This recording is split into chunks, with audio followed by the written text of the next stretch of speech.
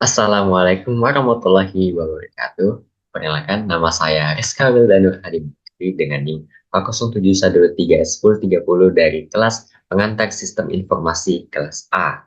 Pertama-tama, kita panjatkan puji syukur atas kehadiran Tuhan Yang Maha Esa. Kita telah dapat mempresentasikan dari PPT dari hasil kerja kelompok kami yang berjudul Keunggulan Strategis dan Manajemen Sistem Informasi bagi Organisasi dan Masyarakat oleh kelompok 5, yang dimana kita bahas di sini tuh dari bab 9 yang akan dibahas. Sebelum itu kita akan memperkenalkan anggota tim kami. Yang pertama Musliati dengan NIM H07131014, yang kedua Rudi Peter Agung Chandra dengan H07131015, dengan yang ketiga Dian Alif Azahra dengan NIM H07131022, yang keempat saya sendiri Rizka Wildanur Hadi Bakri dengan NIM H07131030, yang kelima atau terakhir Abel Eka Putra dengan NIM H07131088. Selanjutnya yang pertama di sini ada abstrak. Sistem informasi adalah elemen krusial dalam meningkatkan keunggulan kompetitif, strategis, dan dalam organisasi. Dengan penerapan yang efektif, sistem informasi dapat mengoptimalkan proses bisnis, meningkatkan efisiensi operasional, serta mempercepat pengambilan keputusan. Selain itu, sistem informasi ini berperan penting dalam manajemen sumber daya informasi, termasuk pengumpulan, penyimpanan, dan analisis data untuk mendukung strategi organisasi. Artikel ini menyoroti dampak positif sistem informasi terhadap kinerja organisasi dan manfaatnya bagi masyarakat, disertai studi kasus dan contoh konkret yang mengilustrasikan nilai tambahannya dalam konteks bisnis dan sosial. Selanjutnya ada pengantar atau pendahuluan. Sistem informasi dalam era digital memegang peran krusial bagi organisasi dan mendukung operasional sehari-hari dan strategi jangka panjang. Kemampuannya mengolah data untuk keputusan yang tepat dan cepat, meningkatkan keunggulan kompetitif melalui efisiensi, pengurangan biaya, dan peningkatan kualitas layanan. Selain itu, sistem ini mendorong inovasi produk dan layanan baru untuk memenuhi kebutuhan pelanggan yang kompleks, serta memberikan dampak positif dalam layanan publik seperti pendidikan dan kesehatan. Manajemen yang efektif terhadap sistem informasi penting untuk memastikan manfaatnya dapat dirasakan secara luas dan berkelanjutan.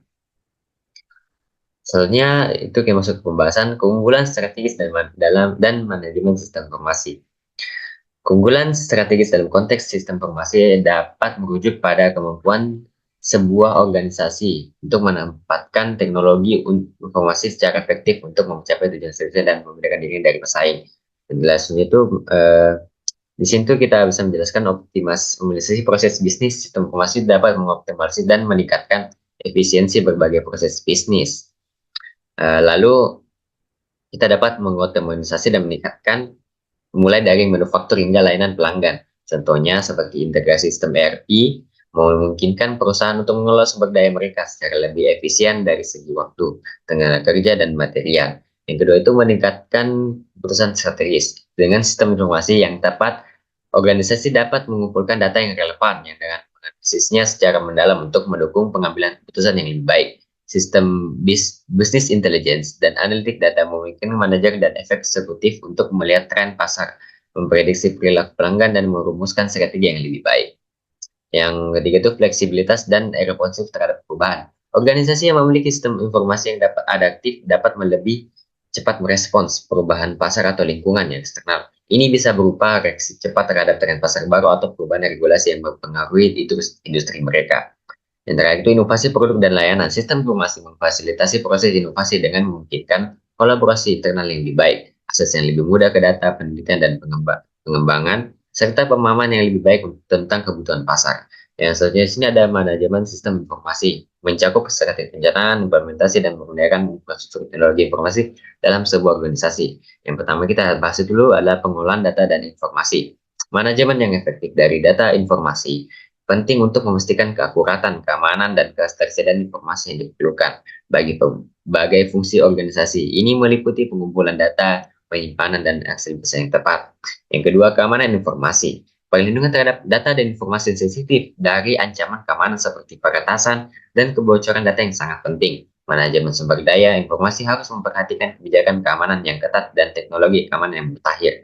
Yang ketiga, infrastruktur teknologi informasi. Ini mencakup hardware, perangkat keras, software, perangkat lunak, dan jaringan yang mendukung operasional sehari-hari, dan inisiatif transformasi digital organisasi, pemilihan pengadapan, dan integrasi infrastruktur TI yang tepat adalah bagian penting dari manajemen sistem informasi. Yang terakhir, big data dan analitik. Dengan semakin banyaknya data yang dihasilkan setiap hari, organisasi memerlukan kemampuan untuk mengelola dan menganalisis big data untuk mendapatkan wawasan berharga. Ini mencakup penggunaan teknologi analitik untuk mengambil keputusan yang lebih baik dan produktif. Selanjutnya ada manfaat bagi organisasi dan masyarakat. Penerapan yang efektif, keunggulan strategis, dan manajemen sistem informasi tidak hanya bermanfaat bagi organisasi dalam mencapai tujuan bisnis, tetapi juga memberikan dampak yang signifikan bagi masyarakat secara luas. Ini termasuk peningkatan efisiensi, operasional, dan produktivitas karyawan. Layanan publik yang lebih baik seperti kesehatan dan pendidikan. Inovasi yang mendorong pembangunan ekonomi serta akses yang lebih mudah dan cepat terhadap informasi bagi masyarakat umum. Yang pertama yang akan kita bahas adalah peningkatan efisiensi dan produktivitas. Organisasi yang menggunakan sistem informasi dengan baik dapat meningkatkan efisiensi operasional mereka, mengurangi biaya, dan meningkatkan produktivitas karyawan. Yang kedua, peningkatan layanan publik. Pemerintah dan lembaga publik dapat memanfaatkan sistem informasi untuk menyediakan layanan yang lebih baik pada masyarakat seperti pelayanan kesehatan dan pendidikan yang lebih efisien.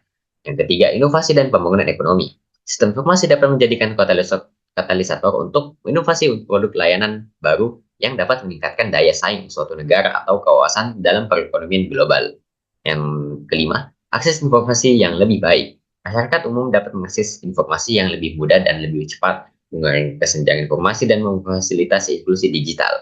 Dengan memahami ini dan mengkapasitas keunggulan strategis manajemen informasi dengan baik, organisasi dapat meningkatkan daya saing mereka di pasar global serta memberikan nilai tambah yang signifikan bagi masyarakat secara keseluruhan. Yang katakan adalah kesimpulan. Studi ini menyoroti pentingnya keunggulan strategis dan manajemen sistem informasi dan era digital. Sistem informasi tidak hanya penting untuk operasional sehari-hari dan strategi jangka panjang organisasi, tetapi juga meningkatkan efisiensi dan inovasi. Dengan teknologi informasi yang efektif, organisasi dapat meningkatkan respons terhadap perubahan pasar dan memperkuat daya saing global. Implementasi yang baik juga membawa manfaat sosial seperti meningkatkan layanan publik dan akses informasi yang lebih mudah bagi masyarakat. Baik, itu saja dari presentasi saya untuk bab 9 mengenai materi itu. Terima kasih atas kontribusinya pada kesempatan kali ini. Yang lebihnya mungkin mohon dimaafkan. Wassalamualaikum warahmatullahi wabarakatuh.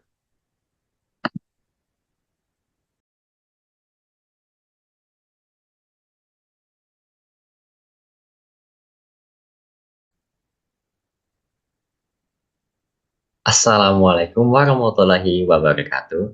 Perkenalkan, nama saya Reska Wildanur Hadi Bakri dengan NIM H0711231030 dari kelas pengantar sistem informasi A.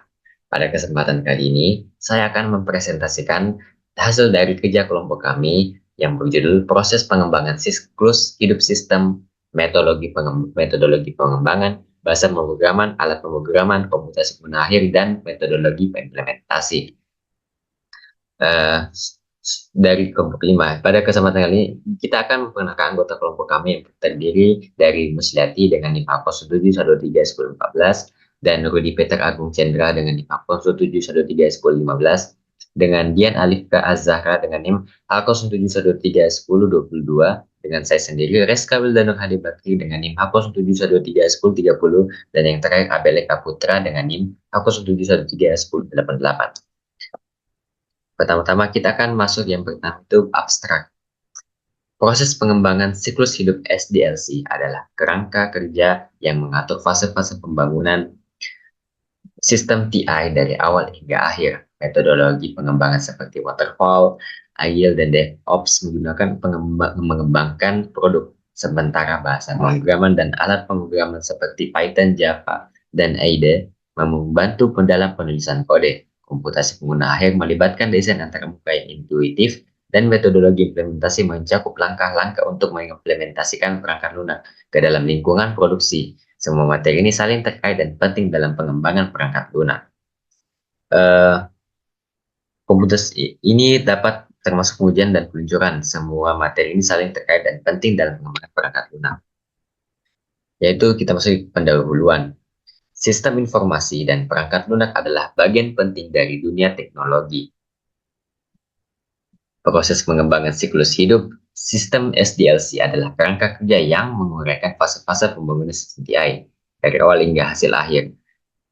Pengembangan seperti waterfall, agile, dan DevOps digunakan untuk mengembangkan produk bahasa pemrograman dan algoritma seperti yang abstrak sebelumnya. Visual Studio Code membantu dalam menulis kode perangkat lunak, komputasi pengguna, dan akhirnya melibatkan desain antarmuka intuitif.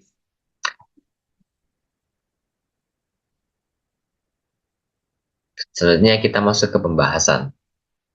Yang pertama, proses pengembangan siklus hidup sistem SDLC. SDLC adalah kerangka kerja yang mengatur proses pembangunan sistem informasi. Ini membantu mengelola risiko, mengoptimalkan sumber daya, dan memastikan kualitas produk akhir. Berikut ini adalah tahapan SDLC. Yang pertama itu adalah perencanaan atau planning. Yang menggunakan untuk identifikasi kebutuhan, estimasi biaya, dan penjadwalan proyek. Yang kedua, analisis atau analysis, sama aja seperti bahasa Indonesia. Pemahaman mendalam tentang masalah yang ingin dipecahkan dan kebutuhan pengguna. Yang ketiga, merancang arsitektur sistem antarmuka, pengguna, dan basis data. Yang keempat, pengembangan atau development, menulis kode perangkat lunak berdasarkan desainnya. Selanjutnya ada yang kelima, pengujian atau testing, memastikan kualitas dan keandalan sistem melalui pengujian. Yang keenam, implementasi dan peluncuran atau implementation and release, yaitu mengimplementasikan sistem ke dalam lingkungan produksi dan meluncurkannya. Yang terakhir, at not least, pemeliharaan atau maintenance, memperbaiki bug, meningkatkan fitur, dan memastikan kinerja yang baik setelah peluncuran dari program tersebut. Selanjutnya yang kedua adalah metodologi pengembangan, yaitu waterfall. Waterfall pendekatan dutan dengan fase yang tidak dapat diulang, cocok untuk proyek dengan kebutuhan yang stabil. Agile, pendekatan interaktif yang memungkinkan adaptasi terhadap perubahan kebutuhan selama pengembangan. Yang ketiga adalah DevOps, integrasi antara pengembangan dan operasi untuk mempercepat pengiriman perangkat lunak. Dan pembahasan yang ketiga adalah bahasa pemrograman dan alat pemrograman.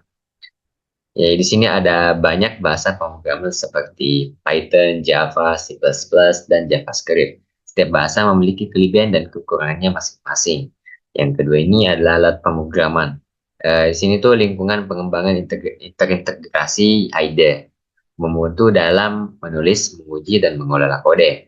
Contoh IDE termasuk Visual Studio Code, PyCharm, dan Eclipse.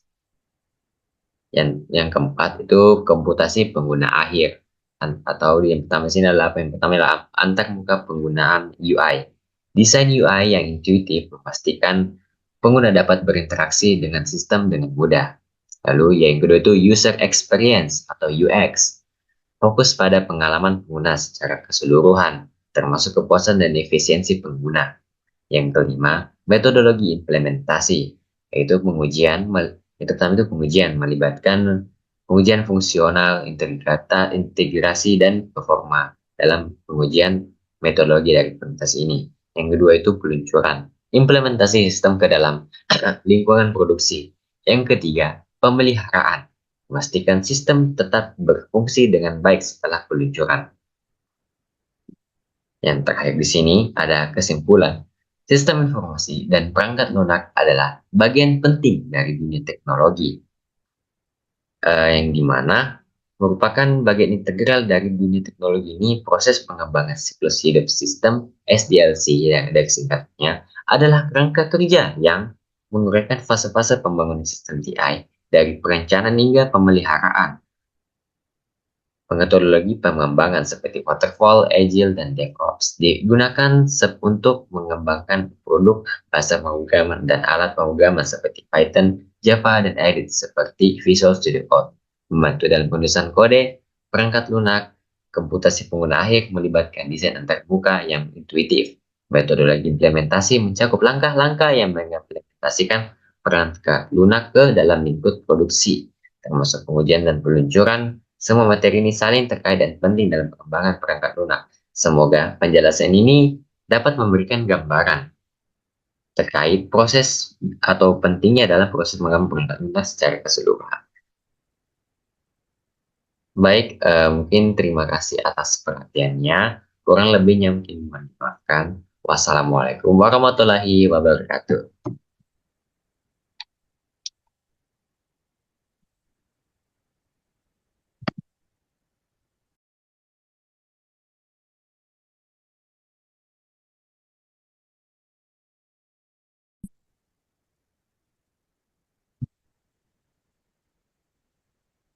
Bismillahirrahmanirrahim. Assalamualaikum warahmatullahi wabarakatuh. Perkenalkan, nama saya Rizka Wildan Bakri dengan NIM Aku 97131030 dari kelas Sistem Pengantar Sistem Informasi A. Pada kesempatan kali ini, saya akan menjelaskan materi yang mengenai globalisasi perusahaan global dan perangkat digital yang merupakan dari bab 11. Oke, pertama-tama kita memperkenalkan ini dari kelompok 5. Berikut ini adalah anggota kelompok dari kelompok 5 kami ini. Ada yang pertama Rudi Petra Agung Chandra dengan NIM Aku 91311015. Yang kedua Reska Wildan Hadi Bakri dengan NIM Aku 91311030, yaitu saya sendiri. Yang ketiga Dian Alif Kala Zahra dengan NIM Aku 91311022.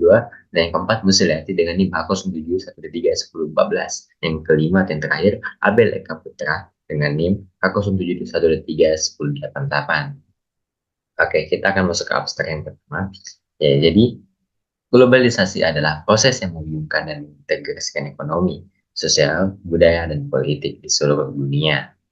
Ini memungkinkan pertukaran barang, jasa, ide, budaya, dan informasi antar negara dan wilayah menjadi lebih mudah dan cepat. Perusahaan global adalah entitas bisnis yang beroperasi di berbagai negara dan memiliki jaringan yang luas. Perusahaan-perusahaan ini memanfaatkan globalisasi untuk menjangkau pasar internasional, memperkenalkan produk, dan berkolaborasi secara global. Dalam era globalisasi ini, perangkat digital memainkan peran kunci dalam mempercepat pertukaran informasi dan memungkinkan kolaborasi lintas batas geografis, termasuk internet, telepon seluler, dan teknologi komunikasi lainnya. Baik, ini selanjutnya ada kita masuk ke pendahuluan. Lalu di pendahuluan ini kita membahas tentang materi tadi itu globalisasi adalah fenomena yang telah mengubah dunia secara signifikan. Ini melibatkan integrasi ekonomi, sosial, budaya, dan politik di seluruh dunia. Pertukaran barang, jasa, ide, dan informasi antar negara dan wilayah mudah berkat kemajuan teknologi dan konektivitas global. Perusahaan global yang beroperasi di berbagai negara memanfaatkan globalisasi untuk menjangkau pasar internasional dan berkolaborasi dengan secara global. Di era digital ini, perangkat digital seperti internet dan telepon seluler memainkan peran penting dalam memfasilitasi pertukaran informasi dan kolaborasi lintas batas geografis. Selanjutnya ini kita akan masuk ke pembahasan. Globalisasi perusahaan global dan perangkat digital adalah konsep-konsep yang saling terkait dan memainkan peran yang sangat penting dalam dunia modern.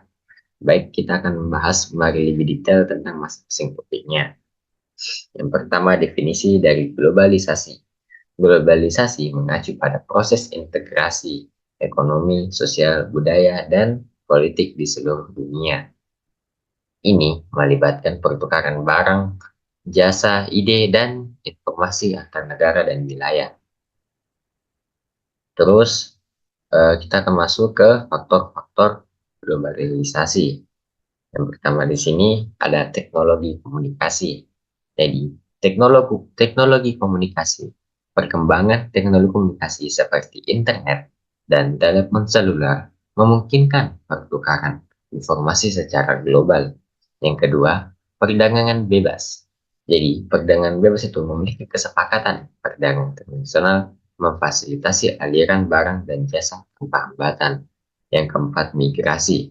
Migrasi memiliki mobilitas tenaga kerja dan migrasi yang memperkuat konektivitas antar negara. Yang ketiga, yang keempat, investasi asing. Investasi lintas batas membuka peluang bisnis di berbagai pasar dunia atau global.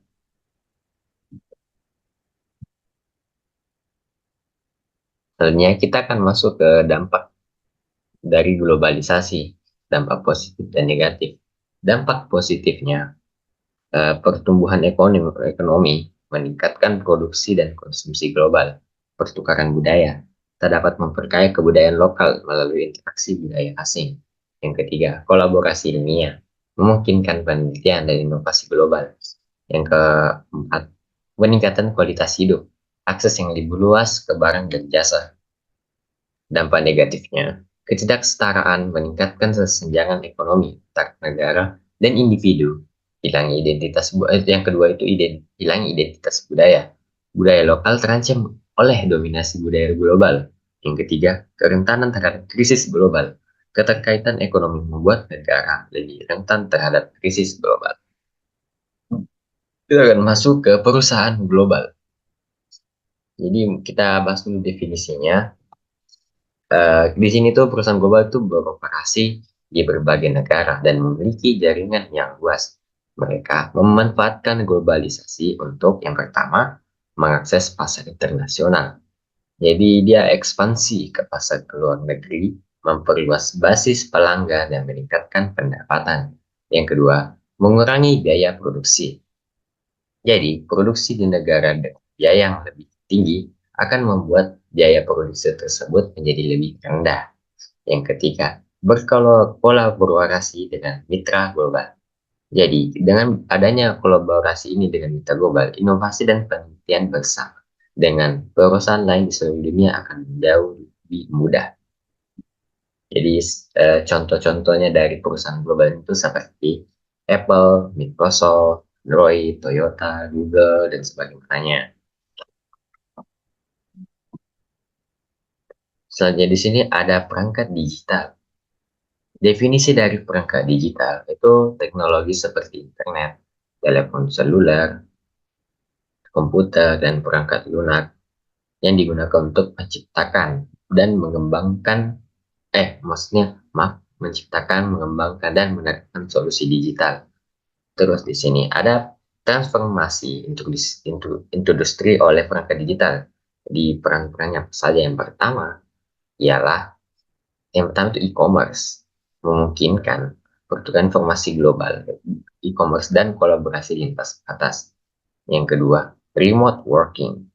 Jadi dengan remote working ini, akses mudah ke layanan digital, komunikasi dan aplikasi. Yang ketiga ini ada big data. Ini menggunakan pengolahan data dan analisis dan kecerdasan buatannya. Yang keempat ini ada otomasi dan AI. Apabila kita menggunakan AI, semua transformasi industri akan jauh lebih gampang dan bisa dipahami oleh manusia-manusia, akan jauh lebih ringan pekerjaannya. Terus, terus transformasi industri ini, perangkat digital mengubah cara kita ya komunikasi dan berinteraksi.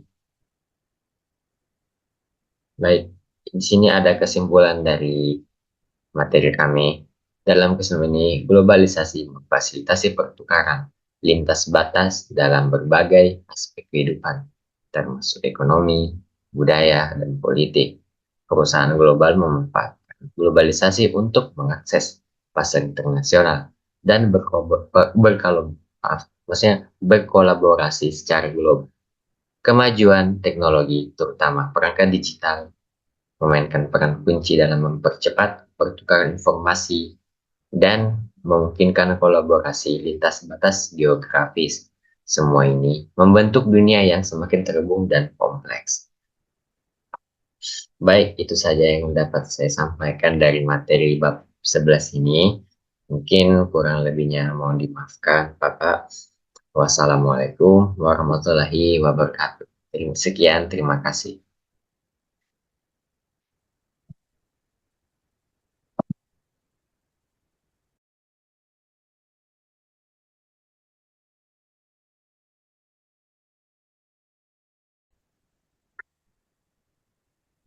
Baik, bismillahirrahmanirrahim.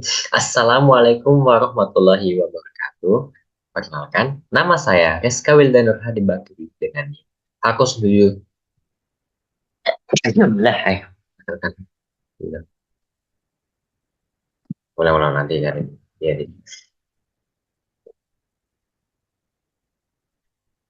Baik, Assalamualaikum warahmatullahi wabarakatuh. Perkenalkan, nama saya Reska Wildanur Hadi Bakri dengan NIM 0712311030 dari perwakilan kelompok 5. Baik, pada kesempatan kali ini, saya akan mempresentasikan hasil dari diskusi kelompok kami atau kerjasama kelompok kami yang berjudul e-business dan e-commercial, bentuk pembayaran elektronik, etika, dan hukum. Baik, untuk materi saat ini kita ambil dari materi di pertemuan yang ke-12. Baik, sebelum kita masuk ke materi, kita anggap baik kita akan memperkenalkan anggota kelompok kami. Yang pertama, Musliati dengan NIM H07131014, dan yang kedua, Rudi Peter Agung Chandra dengan NIM H07131015, yang ketiga, Dian Alif Azhara dengan NIM H07131022, dan yang keempat, saya sendiri, Reska Wildan Nurhadi Bakri dengan NIM H07131030, dan yang terakhir, Abel Eka Putra dengan NIM H07131088. Baik, di sini ada table of content dari materi yang akan kita bahas atau pembahasan dari materi ini. Kita akan membahas yang pertama itu pengertian e-business, pengertian e-commerce, bentuk-bentuk e-commerce, pembayaran elektronik, dan etika dan hukum elektronik. Baik, kita akan masuk yang ke abstrak dulu. Baik, ini ya abstrak yang pertama. Dalam era digital, e-business dan e-commerce menjadi krusial dalam bisnis modern. E-business menggunakan teknologi informasi. Ulang. Baik, untuk di abstrak ini, dalam era digital yang semakin maju, pengertian dan penerapan e-business dan e-commerce menjadi krusial dalam pengembangan bisnis modern. E-business merujuk pada penggunaan teknologi informasi dan komunikasi untuk mendukung berbagai proses bisnis, sementara e-commerce fokus pada transaksi jual beli secara elektronik melalui internet. Sementara bentuk-bentuk e-commerce meliputi business to consumer atau dalam kurung B2C atau B2C, atau yang selanjutnya lagi business to business atau dalam singkatannya B2B. Dan selanjutnya lagi ada consumer to consumer C2C dalam singkatannya, dan yang terakhir consumer to business artinya C2B atau singkatannya. Dengan masing-masing model menyesuaikan kebutuhan pasar dan interaksi antar pelaku bisnis. Pembayaran elektronik seperti kartu kredit, kartu debit, e-wallet, dan transfer bank online menggantikan pembayaran tunai atau cek, memberikan kemudahan, kecepatan, dan keamanan dalam transaksi digital. Etika dan hukum elektronik menjadi pilar penting dalam bisnis digital. Dengan etika mencakup prinsip-prinsip moral dan tanggung jawab, seperti perlindungan data, pribadi, dan transparansi. Sementara hukum menyediakan kerangka regulasi yang mengatur aspek-aspek e-business dan e-commerce, termasuk perlindungan konsumen, hak cipta dan keamanan cyber, kepatuhan terhadap etika dan hukum. Ini esensial untuk membangun kepercayaan dan kredibilitas dalam ekosistem bisnis digital, sehingga bisnis dapat memanfaatkan teknologi digital secara efektif untuk mencapai pertumbuhan dan kesuksesan jangka panjang. Baik, selanjutnya sini ada pendahuluan yang akan kita bahas. Di era globalisasi dan revolusi industri 4.0 atau 4.0, teknologi informasi dan komunikasi telah menjadi elemen fundamental yang mengubah berbagai aspek kehidupan, termasuk bisnis, internet, dan inovasi digital. Telah melahirkan konsep-konsep e-business dan e-commerce yang mengintegrasikan teknologi ke dalam proses bisnis, dan transaksi jual beli e-business mencakup seluruh aspek bisnis yang didukung oleh teknologi, mulai dari pemasaran, produksi, distribusi, hingga manajemen sumber daya. Sementara itu, e-commerce lebih fokus pada aspek transaksi komersial yang dilakukan secara elektronik melalui platform online. Dengan adanya berbagai bentuk e-commerce seperti B2C, B2B, C2C, dan C2B yang seperti saya jelaskan sebelumnya tadi, para pelaku bisnis dapat memilih model yang paling sesuai dengan kebutuhan dan karakteristik pasar mereka. Pembayaran elektronik juga telah berkembang pesat, menawarkan metode transaksi yang lebih cepat, aman, dan efisien dibandingkan pembayaran yang konvensional. Namun, seiring dengan kemajuan teknologi ini, muncul pula tantangan dalam hal etika dan hukum elektronik. Prinsip-prinsip etika seperti perlindungan data pribadi, dan transparansi, serta kerangka hukum yang mengatur perlindungan konsumen, hak cipta, dan keamanan cyber menjadi sangat penting untuk memastikan kelancaran dan keamanan bisnis digital. Oleh karena itu, pemahaman yang komprehensif tentang e-bisnis dan e-commerce, metode pembayaran serta etika dan hukum yang terkait menjadi kunci sukses dalam menjelaskan bisnis di era digital saat ini. Baik, kita akan masuk ke pembahasannya. Oke, di sini kita akan menjelaskan yang pertama itu pengertian e-bisnis. E-bisnis lebih luas daripada e-commerce. Ini mencakup semua kegiatan bisnis yang dilakukan melalui internet atau teknologi online. E-bisnis tidak hanya terbatas pada transaksi jual beli, tetapi juga mencakup berbagai aktivitas lainnya seperti manajemen rantai pasokan, pemasaran digital, layanan pelanggan, dan edukasi masyarakat mengenai transaksi online. Berikut contoh e-bisnis itu seperti manajemen rantai pasokan, penggunaan atau yang bisa saya jelaskan, penggunaan platform seperti SAP atau Oracle atau untuk mengelola inventaris pengiriman dan hubungan dengan pemasukan secara online. Yang kedua ini pemasaran digital, kampanye pemasaran menggunakan media sosial, email, dan iklan online untuk menjangkau dan menarik pelanggan. Yang ketiga, contoh yang ketiga, layanan pelanggan online, sistem tiket, bantuan, dan chatbot di situs web perusahaan untuk menangani pertanyaan dan masalah pelanggan. Dan terakhir, edukasi dan pelatihan online, kursus untuk dan webinar yang diselenggarakan secara online untuk melatih karyawan atau memberikan informasi kepada pelanggan tentang produk atau layanan. Selanjutnya di sini ada pengertian e-commerce. Pengertian e-commerce merujuk pada proses jual beli barang dan jasa melalui platform digital. Ini mencakup transaksi online, mulai dari pembelian produk hingga pembayaran digital. E-commerce memungkinkan bisnis merentangkan sayapnya tanpa batas geografis dan memudahkan konsumen mengakses produk dari berbagai belahan dunia. Contoh e-commerce itu seperti marketplace online. Platform itu seperti Tokopedia, Shopee, Bukalapak, dan sebagaimanapun jenisnya yang lainnya. Yang memungkinkan penjual dan pembeli melakukan transaksi secara online. Yang kedua, toko online pribadi. Situs web seperti Zalora dan Berrybenka yang menjual produk fashion dan aksesoris langsung ke konsumen. Yang ketiga, pembayaran digital. Penggunaan e-wallet seperti GoPay, OVO, ShopeePay, dan Dana untuk menyelesaikan transaksi pembelian produk atau jasa. Selanjutnya di sini ada bentuk-bentuk dari e-commerce. Bentuk-bentuk e-commerce, bisnis transaksi. Yang pertama di sini ada business to business B2B, transaksi antara bisnis satu dengan bisnis yang lainnya. Contohnya, produsen bahan baku menjual kebutuhan barang dan jasa dengan kuantitas besar pada pengusaha pembuatan produk. Contoh lagi dari B2B itu seperti Alibaba, platform yang menghubungkan produsen dengan pembeli grosir dari berbagai negara. Yang kedua, global source, marketplace yang menawarkan produk dari berbagai pemasok pada pembeli bisnis. Yang ketiga, komputerisasi rantai pasokan, sistem EDI atau Electronic Data Interchange untuk memfasilitasi transaksi dan komunikasi antara perusahaan dalam rantai pasokan. Yang kedua, di sini akan kita bahas business to consumer atau B2C, transaksi langsung antara produsen dan konsumen akhir. Jadi contohnya tuh yang seperti toko online. Yang sini kita bahas ini adalah pertama adalah Amazon, platform global yang menjual berbagai produk langsung kepada konsumen. Yang kedua Zalora, situs belanja online khusus produk fashion yang menawarkan berbagai merek yang terkenal, yang sangat terkenal dan berbranded. Yang ketiga Blibli, toko online Indonesia yang menyediakan produk mulai dari elektronik hingga kebutuhan yang sehari-hari.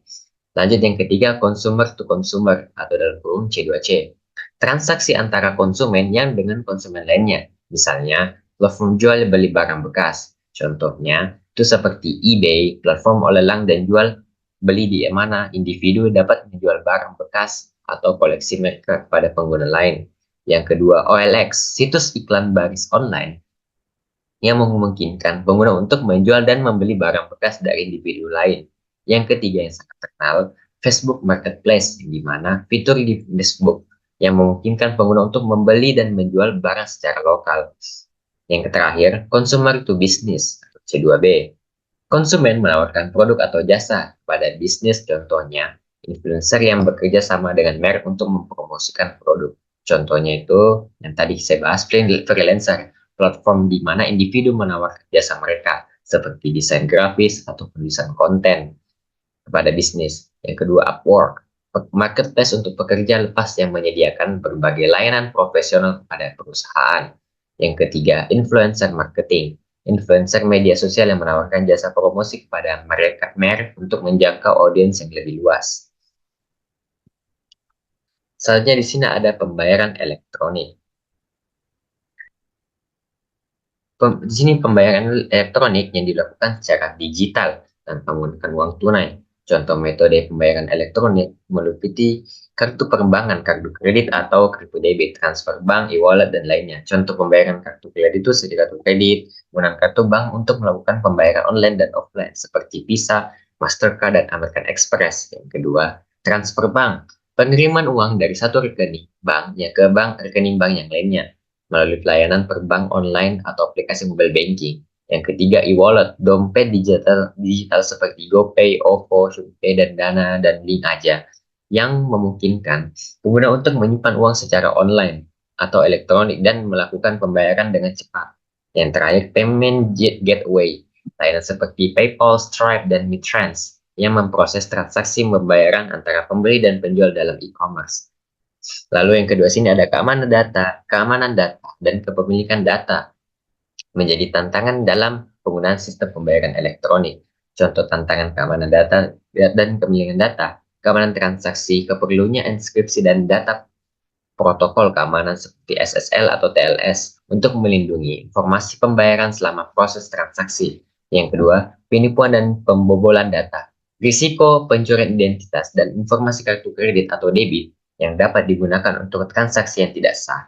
Yang ketiga, privasi pengguna. Perlindungan data pribadi pengguna agar tidak disalahgunakan oleh pihak ketiga tanpa izin. Yang keempat, regulasi dan kepatuhan. Kebutuhan untuk mematuhi regulasi keamanan data seperti PCI DSS atau dalam kurung Payment Card Industry Data Security Standard dan GDPR atau GDPR dalam kurung itu General Data Protection Regulation di wilayah tertentu.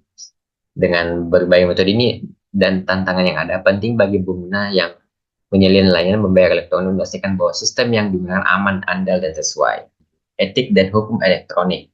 Jadi, personalized medicine pertama, di sini pengobatan yang mempertimbangkan genomik pasien, tantangan etika dan hukum dalam penggunaan rekam medis elektronik dalam personalized medicine meliputi keamanan data, tanggung jawab hukum, diskriminasi genomik, dan perubahan hubungan dokter dan pasien.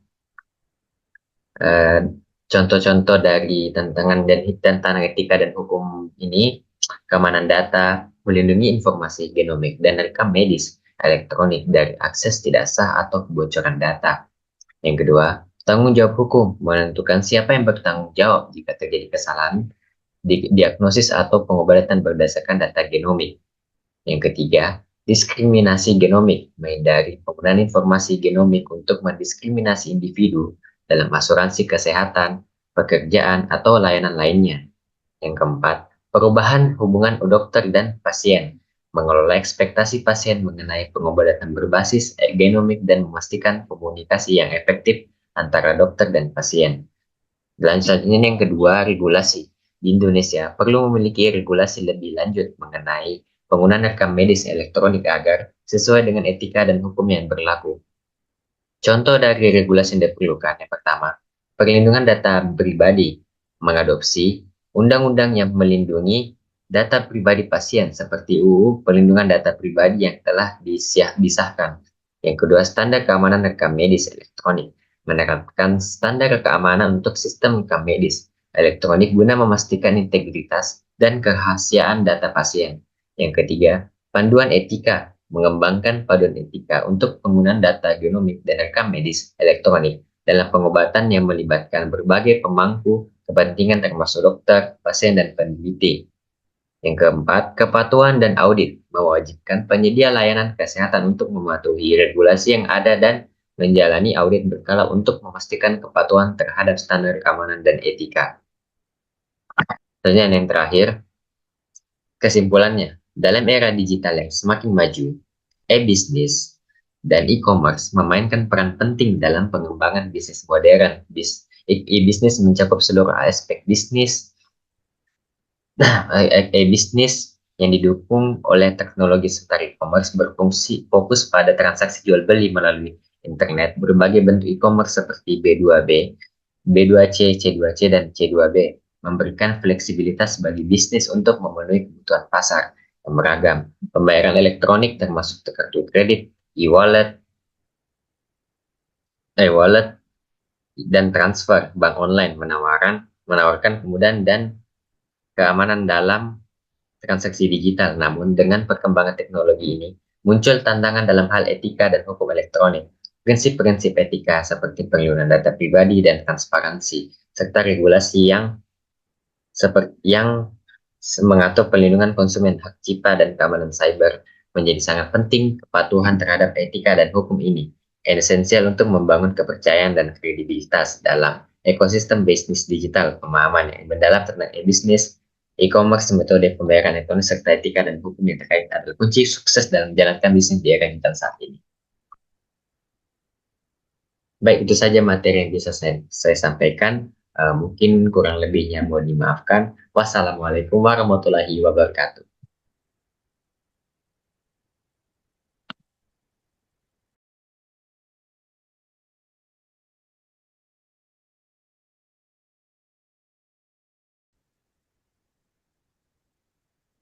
Baik, Assalamualaikum warahmatullahi wabarakatuh.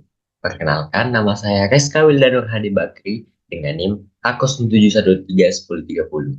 Pada kesempatan kali ini, saya akan mempresentasikan hasil dari diskusi kelompok kami atau kerjasama kelompok kami yang berjudul Etika Perlindungan Kekayaan Intelektual dan Privasi dalam Sistem Informasi. Saya akan menjelaskannya pada video ini.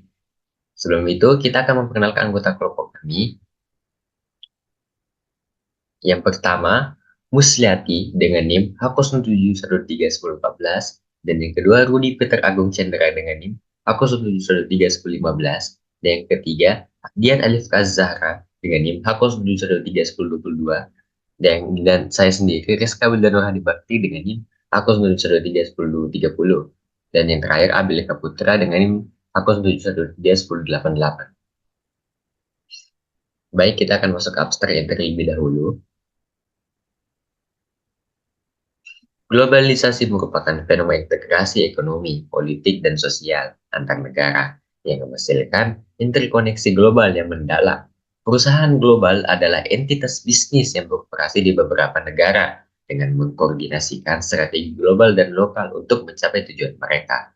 Perangkat digital merujuk pada teknologi seperti perangkat keras dan perangkat lunak yang memfasilitasi komunikasi, pengolahan informasi, dan interaksi digital di lingkungan global saat ini. Dalam konteks bisnis global, penggunaan perangkat digital menjadi krusial dalam mengelola operasi, memfasilitasi komunikasi, dan memperluas jangkauan pasar secara efektif.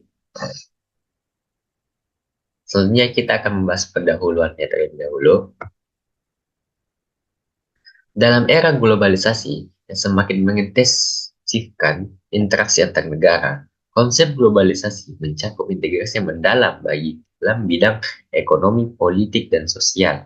Perusahaan global menjadi fenomena yang mencerminkan adaptasi terhadap lingkungan bisnis yang semakin terhubung secara global, di mana entitas bisnis mengintegrasikan strategi global dan lokal untuk mengoptimalkan operasi mereka di berbagai pasar.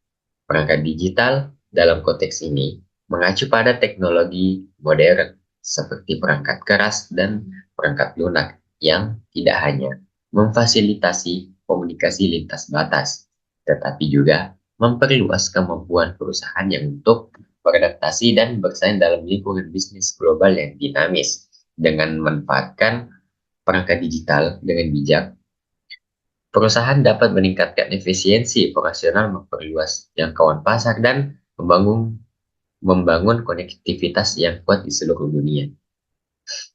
Selanjutnya kita akan masuk ke pembahasan pada topik materi kita berikut ini. Jadi yang pertama itu etika dalam sistem informasi. Etika dalam sistem informasi merupakan konsep yang melibatkan pertimbangan moral dan tanggung jawab dalam penggunaan teknologi informasi.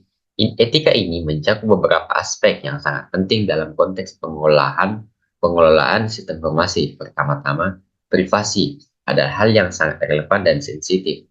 Ini berkaitan dengan keadilan dan kebenaran dalam pengelolaan informasi pribadi pengguna atau pelanggan. Upaya untuk menjaga privasi melibatkan kebijaksanaan dalam pengumpulan, menyimpan, penyimpanan dan penggunaan data pribadi, serta transparansi dalam praktik pengolahan data. Selanjutnya, akurasi adalah aspek lain dari etika dalam sistem informasi. Kebenaran dan ketepatan data yang disajikan sangat penting untuk memastikan bahwa informasi yang digunakan dalam pengambilan keputusan atau analisis adalah valid dan dapat diandalkan. Kemudian, ada juga aspek properti yang mencakup cipta dan paten yang melindungi kekayaan intelektual. Perlindungan hukum ini diberikan kepada pencipta atau pemilik hak atas karya atau inovasi tertentu dan melarang penduplikasian atau penggunaan tanpa izin. Terakhir, akses adalah aspek etika lainnya yang penting dalam sistem informasi. Ini berkaitan dengan hak akses terhadap informasi, di mana penting untuk memastikan bahwa informasi tersebut dapat diakses oleh pihak yang berwenang, namun juga menjaga keamanan dan kerahasiaan dari pihak yang tidak berwenang. Selanjutnya kita membahas pembahasan yang kedua itu perlindungan kekayaan intelektual. Perlindungan kekayaan intelektual merupakan bagian penting dari pembahasan ini, melibatkan hak atas karya intelektual seperti hak cipta dan hak paten. Hak ini diatur melalui hukum dan bertujuan untuk melindungi kekayaan intelektual dari pemegang haknya. Misalnya, hak cipta memberikan perlindungan atas karya kreatif selama masa hidup pencipta plus jangka waktu tambahan setelah kematiannya yang biasanya sekitar 70 tahun. Baik, yang kedua di sini ada privasi dalam sistem informasi. Eh, Privasi dalam sistem informasi membutuhkan ketaatan terhadap prinsip-prinsip etika oleh para pengembang, pengelola, dan pengguna sistem. Etika berfungsi sebagai panduan yang menentukan bagaimana teknologi informasi digunakan dengan bertanggung jawab, adil, dan berkelanjutan. Dengan mematuhi prinsip-prinsip etika, kita dapat memastikan bahwa sistem informasi berkontribusi positif terhadap masyarakat dan memenuhi kebutuhan dan harapan pengguna yang dengan tepat. Baik, kita sudah di ujung materi itu kesimpulan. Kesimpulan dari pembahasan ini adalah bahwa dalam era globalisasi yang semakin terkoneksi, perusahaan global menggunakan strategi gabungan dari tingkat lokal hingga global untuk mengoptimalkan operasi mereka di berbagai pasar internasional. Penggunaan perangkat digital seperti perangkat keras dan perangkat lunak menjadi krusial dalam mendukung komunikasi lintas batas, meningkatkan efisiensi operasional, dan memperluas jangkauan pasar. Namun, dalam menghadapi tantangan ini, penting untuk dipertimbangkan aspek etika dalam pengolahan sistem informasi, termasuk privasi, akurasi, properti, dan akses terhadap informasi.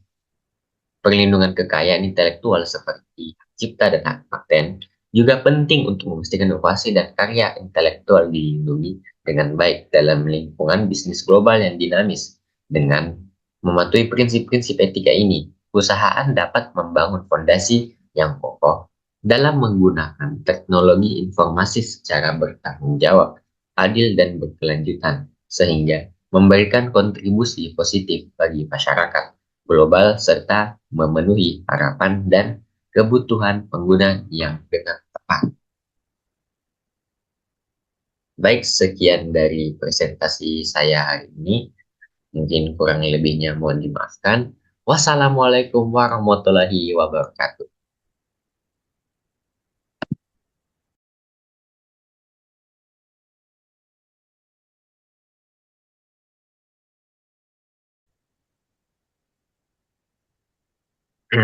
Baik, bismillahirrahmanirrahim.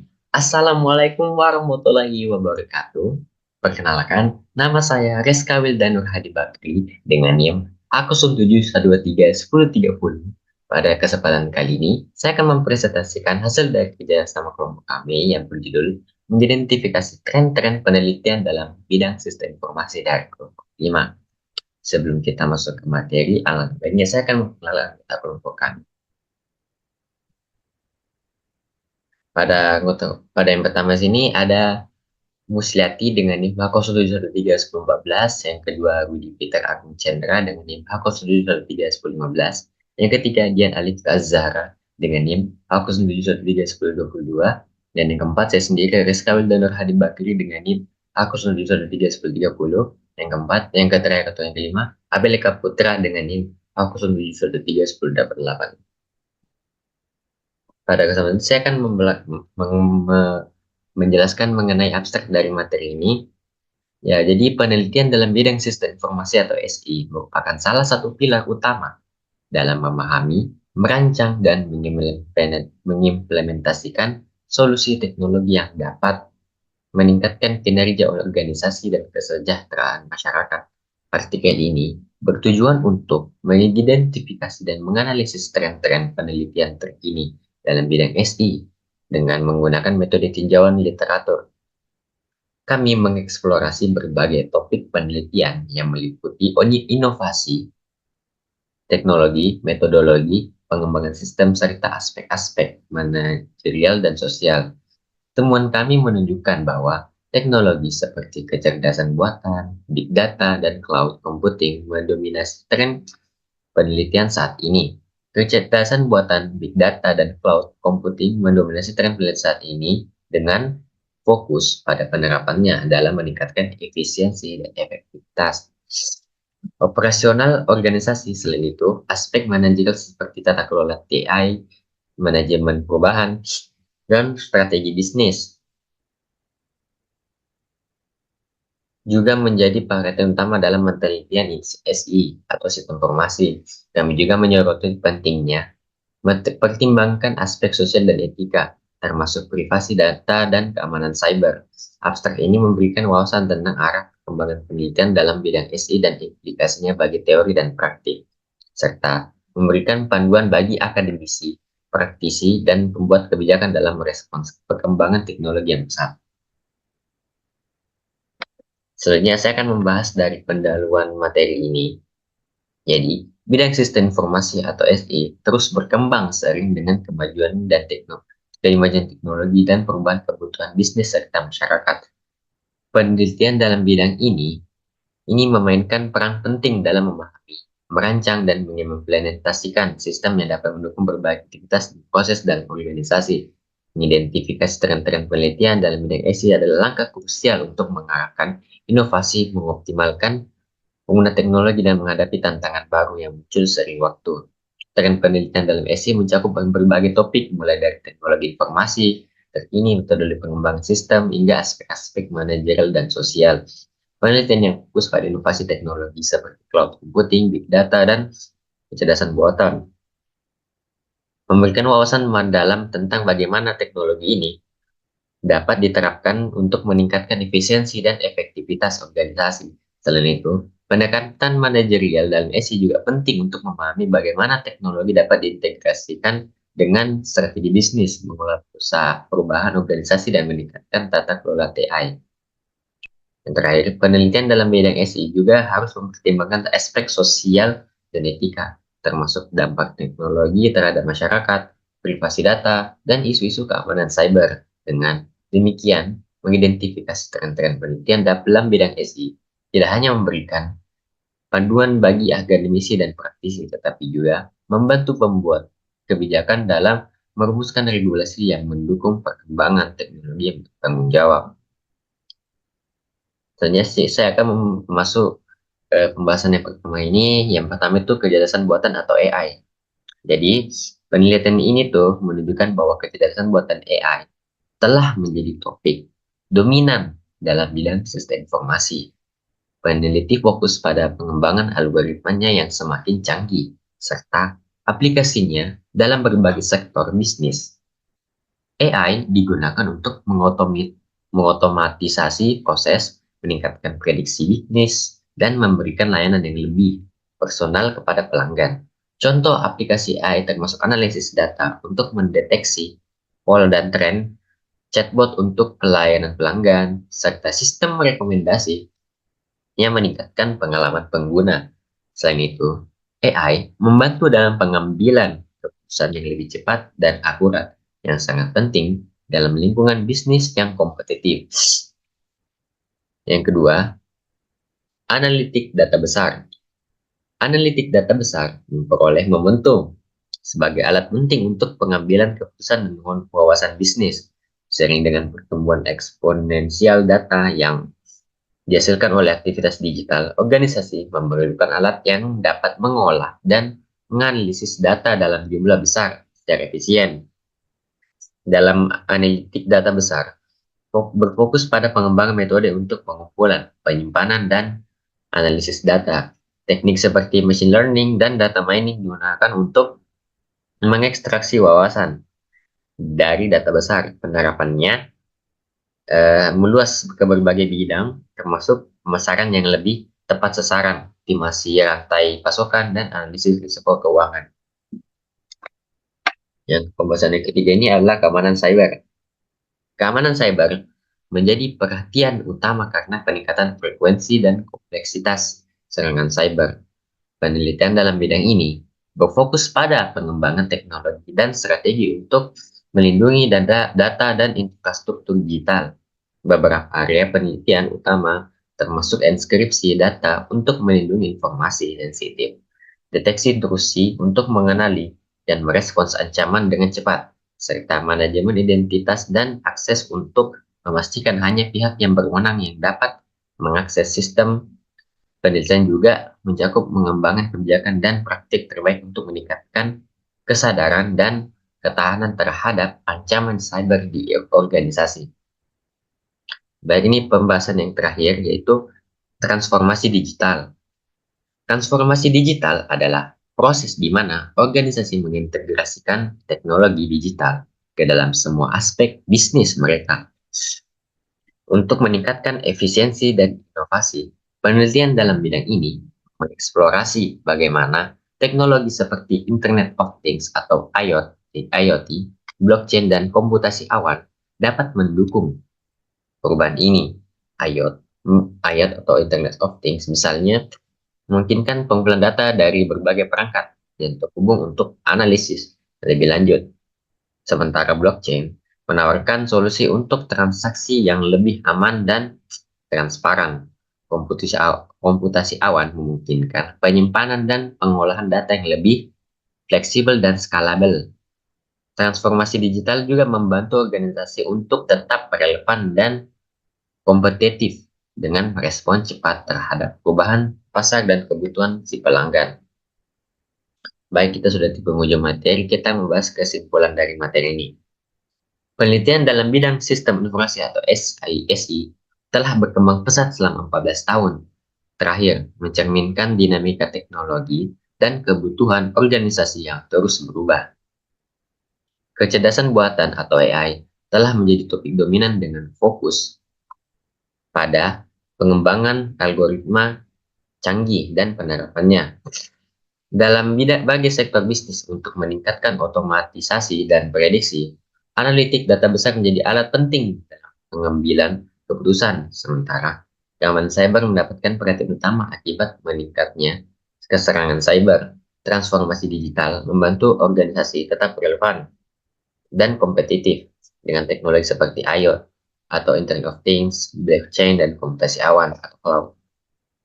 Mendukung perubahan ini, penelitian interdisipliner yang menggabungkan teknologi informasi, manajemen bisnis, dan ilmu sosial dianggap penting untuk mengatasi tantangan kompleks masa depan. Penelitian informasi harus menyoroti dampak teknologi baru ketika AI berkelanjutan dan adaptasi terhadap regulasi yang terus berubah, memastikan bahwa SI atau sistem informasi tetap relevan dan memberikan manfaat yang maksimal.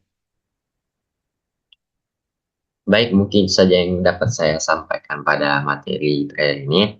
Mungkin kurang lebihnya mau dimaafkan. Wassalamualaikum warahmatullahi wabarakatuh. Sekian, terima kasih.